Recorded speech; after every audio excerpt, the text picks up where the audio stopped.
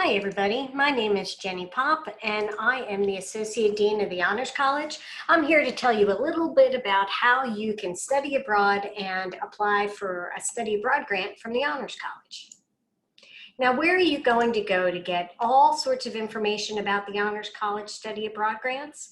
Well, I want to introduce to you our new Sharepoint site, honorshub.uark.edu. This site is the final authority for all information related to the study abroad grants. It takes precedent over all these other sources. Now, to find information about study abroad grants, go to honorshub.uark.edu, click on Global Experiences, and under Global Experiences, you will see a section about study abroad grant. I'll show you a little bit more about that later on in this presentation. Now, before you want to apply for a grant, you have to figure out what program you want to attend. So there are some certain guidelines we'd like to give you about choosing a program. The program must be accredited and approved by the Office of Study Abroad. It doesn't have to be a U of A program. You can go on an external program, but you need to work with the Study Abroad office to make sure it's a good one. You don't have to go on a program related to your major. It can be outside of your major as long as you can show us why this is good for you. Now, the Honors College will not fund study abroad in countries where the State Department has listed it as a travel warning of level 3 or 4. So be sure to check that out on the State Department website. You cannot use study abroad grants for internships or independent study, but we do have other grants for internships, and you can find more on that Hub Sharepoint site. Finally, the Honors College study abroad grants can only be used for full-time programs. That means your study abroad experience has to be 3 credit hours in intersession, at least 6 credit hours in summer, and at least 12 credit hours of study, not internship, in a fall or spring semester. Now, you want to study abroad, but where do you start? I'm going to give you some high-level tips of places you can go and things you can look at to get started. First, if you're starting this process out at the beginning of a fall semester, a great thing to do is to attend the Study Abroad Fair. It typically takes place in mid-September, and you can check hogsabroad.uark.edu for some more information about the Study Abroad Fair. Second, you can visit the Study Abroad website. There's the website address there in blue, where you can explore all sorts of programs. They have some study abroad videos. I think it's Study Abroad 101, and a transcript that you can download in order to learn more about getting started with study abroad. And finally, they hold virtual office hours this year, Monday through Friday at 1 p.m. Through Blackboard Collaborate. So go to the Study Abroad website and you'll find all sorts of information about how to participate in those hours. The next thing you can do is meet with your academic advisor. It's important to figure out early on when it's going to be good, meaning what time of your academic career you should study abroad, what classes you might want to take before you go to prepare for that experience, what classes you should take while you're there, and how, if at all, this is going to give you credit towards your major, minor, electives, etc.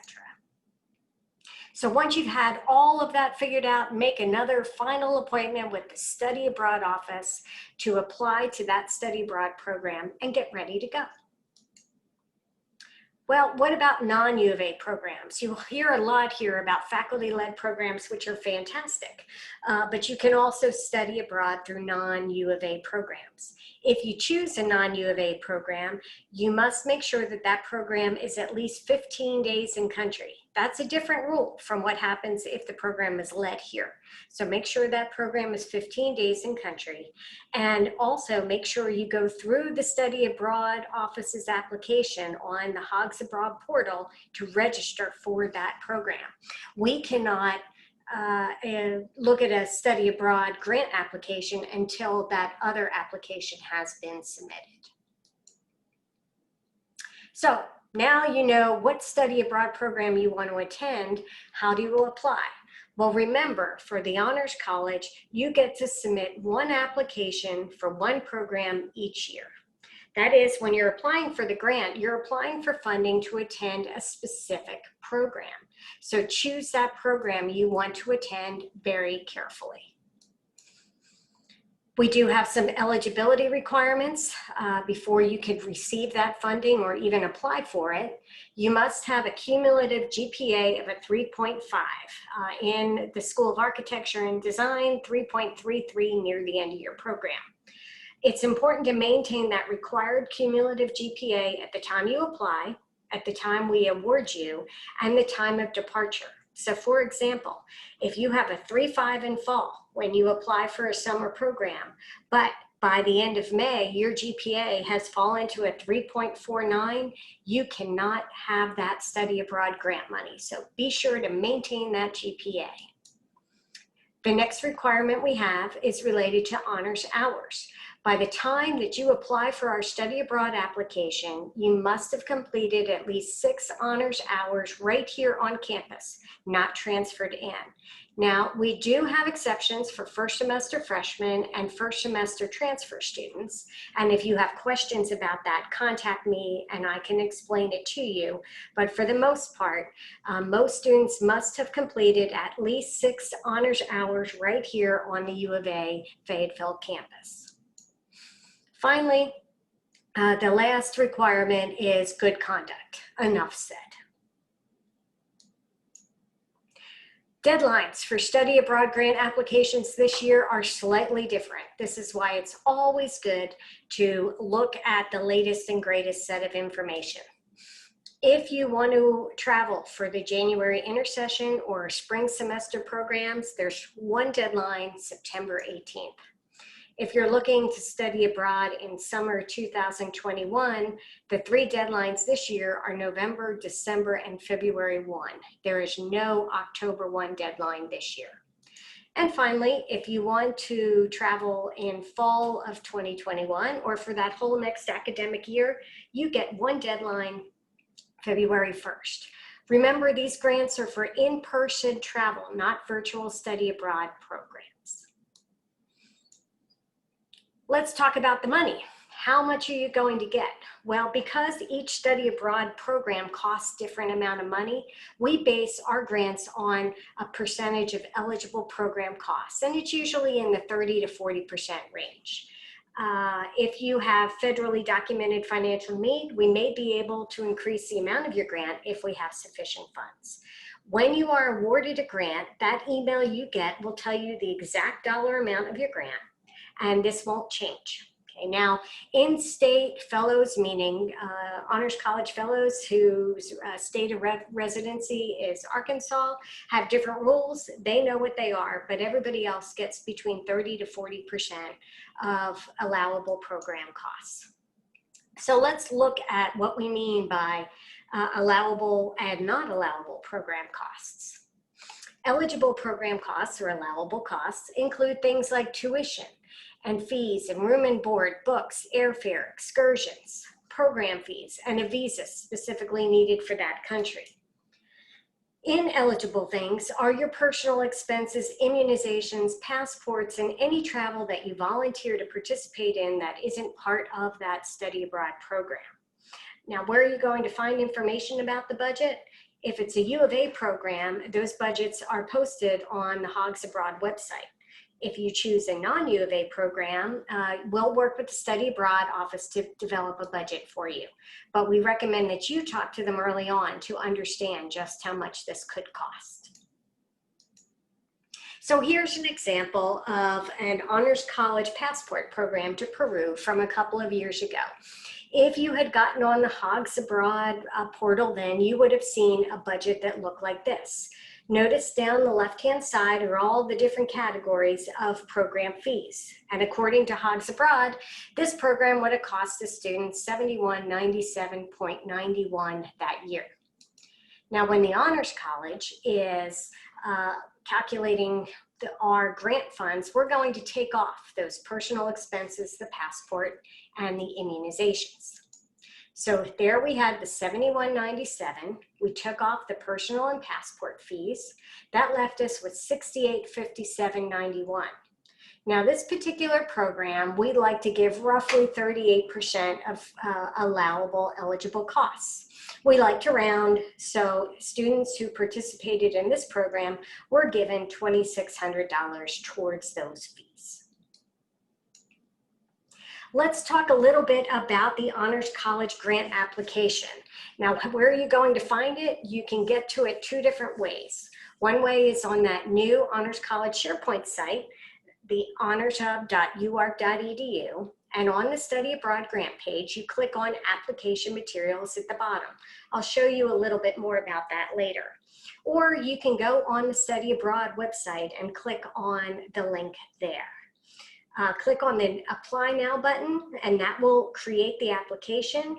And this application will actually live in your Hogs Abroad portal. You can go back and save and return to that site to complete it over a short period of time. On this application, it has a number of different sections, and I'm going to walk through the important ones here. The first one is the academic and personal information, and it's going to ask you questions about scholarships and financial aid and past international and study abroad experiences.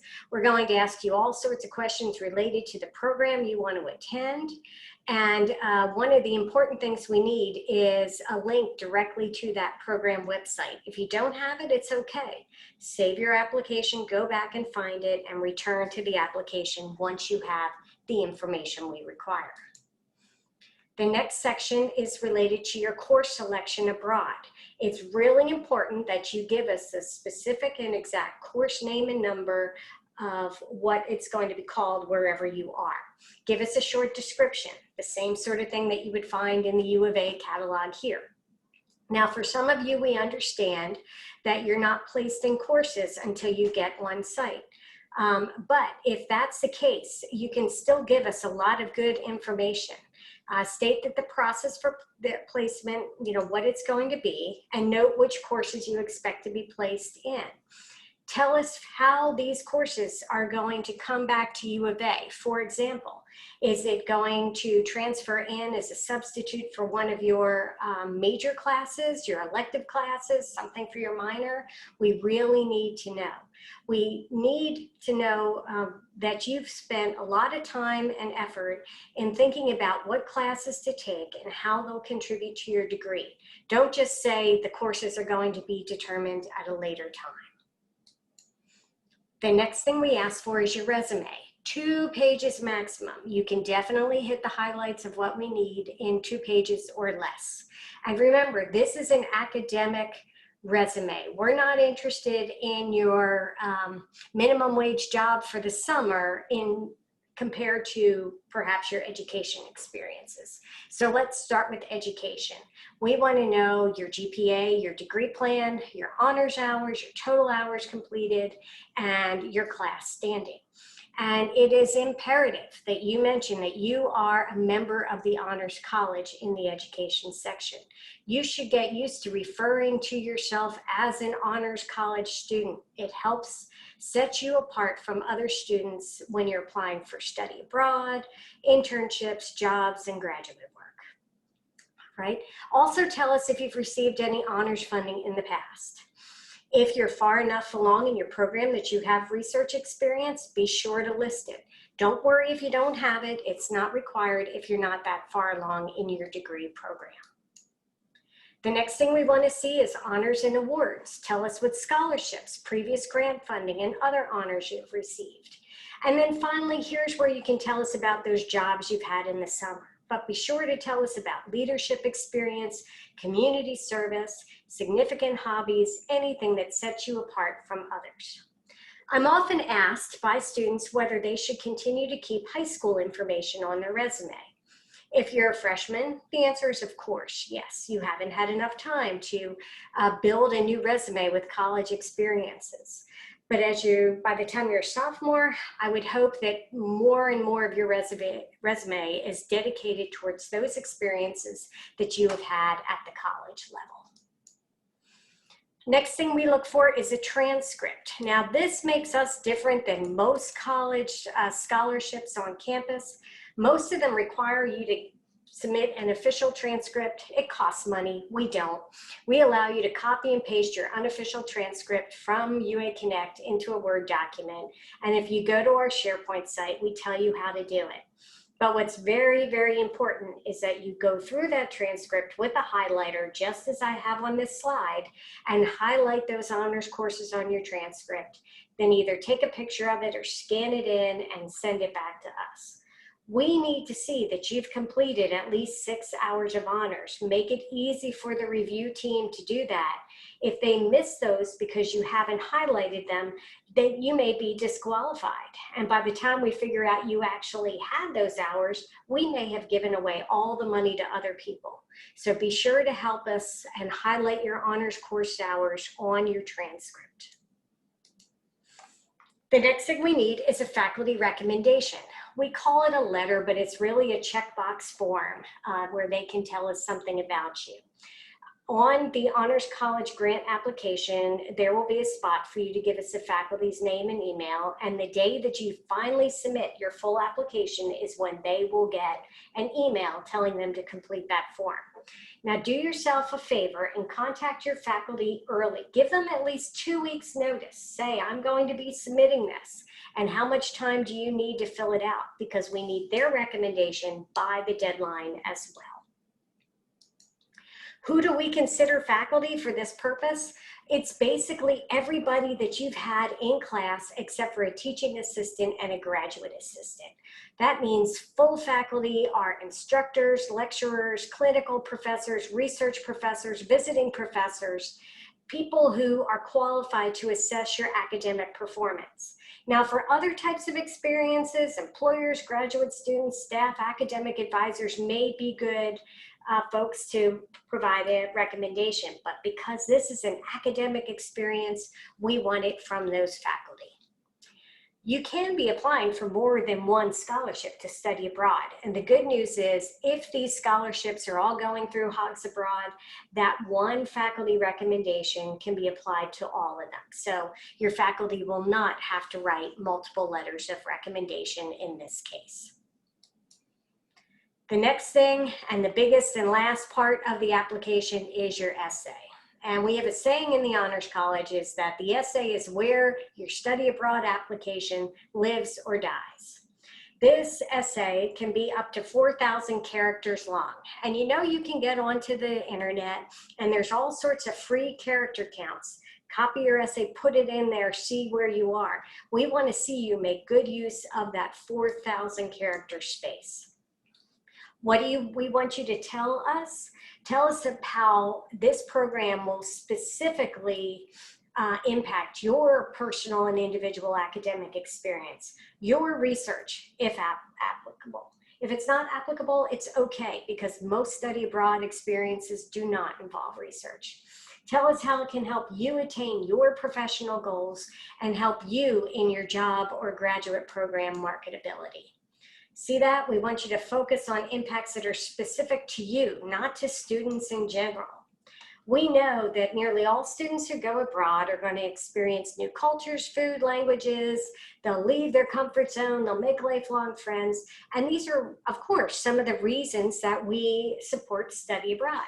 But we want to know exactly why this program is important for you. A competitive essay will not include these general type of experiences, but focus on you and those specific impacts. So how do you prepare the best essay? Well, do your research. If you're going on a U of A faculty-led program, make sure you meet with the faculty leader to learn more about what you're doing and what you're studying. You can go on to the honorsblog.uark.edu to see what other students have written about those experiences. If you're going on a program run by an outside provider, go to their info sessions or set up a meeting with the program provider. Visit their website. The more you know about the program, the better essay you will write. So let's talk about how these essays can be structured well and maybe not so well. So here's an example of an essay submitted to us. Yes, this was the full essay, far short of that 4,000 character limit. It said, By spending my summer in Spain, I will get to experience a completely new culture and environment. I will be able to expand my language skills and interact with people who are different than what I'm used to. I will leave Spain with a greater ability to connect across cultures. This will help me be more competitive for jobs and business where people often work in a global context. Anything untrue about that? Probably not. But is it a good essay? Well, let's evaluate it. It does mention language skills, which is an important reason to go abroad. It does discuss developing intercultural relations, but it's very general, nothing specific there. In fact, everything written here could be true of practically any country because it lacks so many details. And as I mentioned at the start, it's entirely too short. One way to know that your essay is too general is to take the name of the country and program you're attending and replace it with some random name of another program or country. We did that here, and we replaced the instances of Spain with South Korea. If you read the essay with the new country and program name and the essay still makes perfect sense, it's time to start over. Your essay is entirely too general. So here would have been a better start, and I say start, meaning that this in and of itself is not sufficient for a good essay, but it definitely sets the stage a lot better. This student had not even given us the name of the program they were attending in Spain. So a better essay would have began with the name of the program in Spain and would have said something like, in Spain, this will allow me to take business classes in Spanish. Not only will this increase my Spanish skills and contribute to my Spanish minor, I will learn important business vocabulary and how to speak Spanish in a business setting. These classes are with local students rather than other international students. I will be able to practice Spanish while interacting with students from different backgrounds and cultures. This will help me be more competitive for jobs in international finance as I will have skills in intercultural relations. An excellent start to an essay, and the other remaining space would be used to expand upon some of those things this student could have said. Anything else missing from that essay? Well, you can read it to yourself very carefully and ask yourself, did this essay provide good academic rationale? It did talk about a minor. Is there anything else it could have talked about? Did the essay include any research information? Well, as we said, research isn't necessary, but if there is something to connect to your honors research, be sure to mention it. Is this essay speaking to the professional benefits of the program? Make sure you include those where you can to make your essay as strong as possible. So to summarize all that, I'm going to walk through quickly 10 common mistakes that students make in their essay. And the more of these mistakes you make, the less likely you are going to be funded. Mistake number 1, repeating what's in your resume. You've given us your resume. We've already read that. So unless you're tying something very specific from that resume to your study abroad experience, don't mention it. Use those 4,000 characters otherwise. The next problem is repeating the course selection. You've already given us that. We don't need to see it again, unless you want to tell us something such as these courses you're taking abroad are really beneficial to your career and not available at U of A. If that's true, things like that are good to tell us. As you saw in that last essay, sometimes people fail to mention the specific program or even the country they're going to. You have to understand that your application is reviewed by multiple people in different parts. Not everybody sees the full application, so you have to be sure that your essay can stand alone.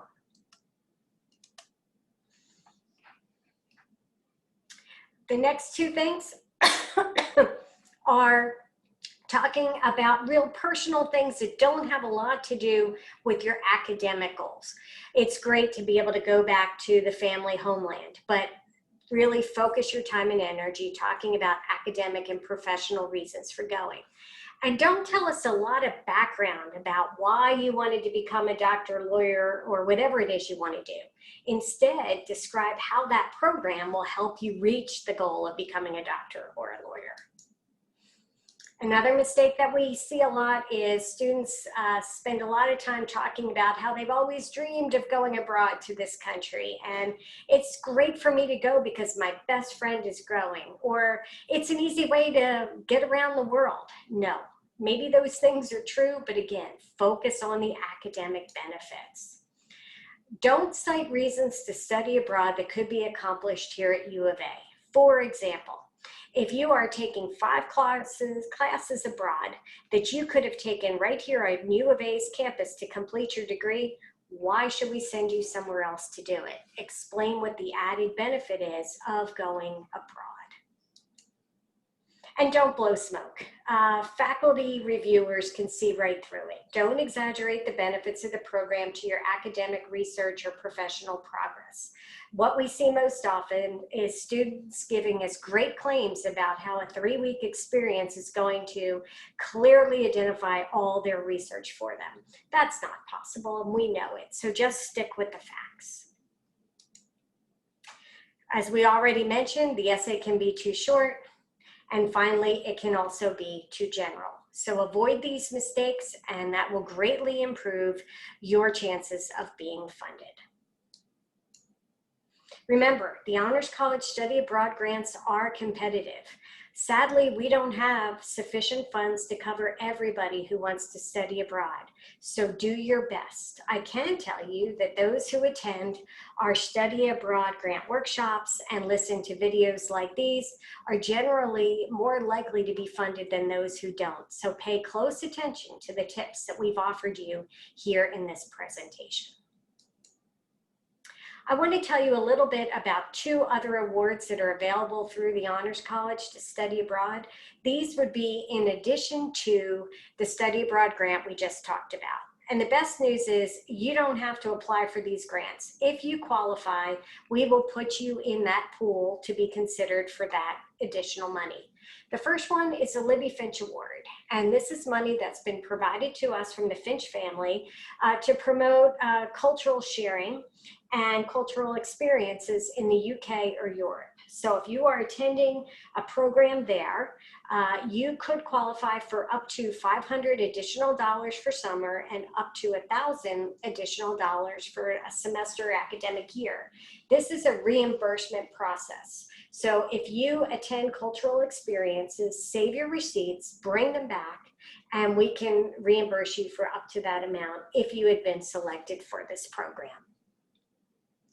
The other program is the SIT University of Arkansas Undergraduate Research Scholarship.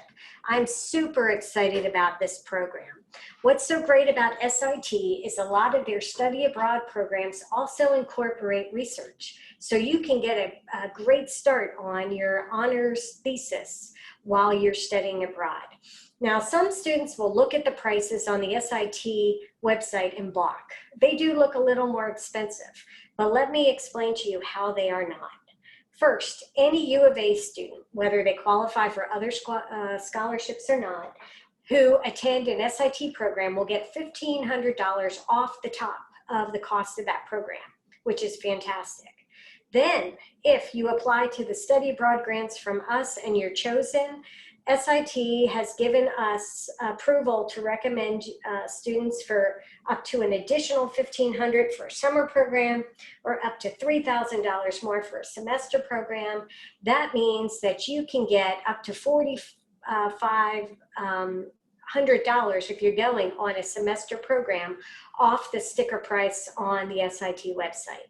Now, not all of their programs qualify for this, so check the website, reach out to me, and I'll be happy to explain. But this is a great way to get your research underway in a really interesting place in the world. There are other scholarships available through University of Arkansas. A good place to find out what they are is to check out the Study Abroad website. Most academic colleges have grants, so check with your dean's office or your director of international programs and your honors director, and they can point you in the right direction. Another outside scholarship I'd like to make you aware of is the Benjamin A. Gilman that's available for Pell Grant students. And finally, like I just said, for the SIT program, external program providers often have scholarships for their programs, so be sure to check out their websites and ask the folks in the study abroad office if they are aware as well. Now, I would be remiss if I didn't mention COVID. We know the situation is dynamic and information can change daily, so please stay informed. University of Arkansas will only approve travel if it's safe to do so. So check our new Honors College Study Abroad Sharepoint site for updates on travel.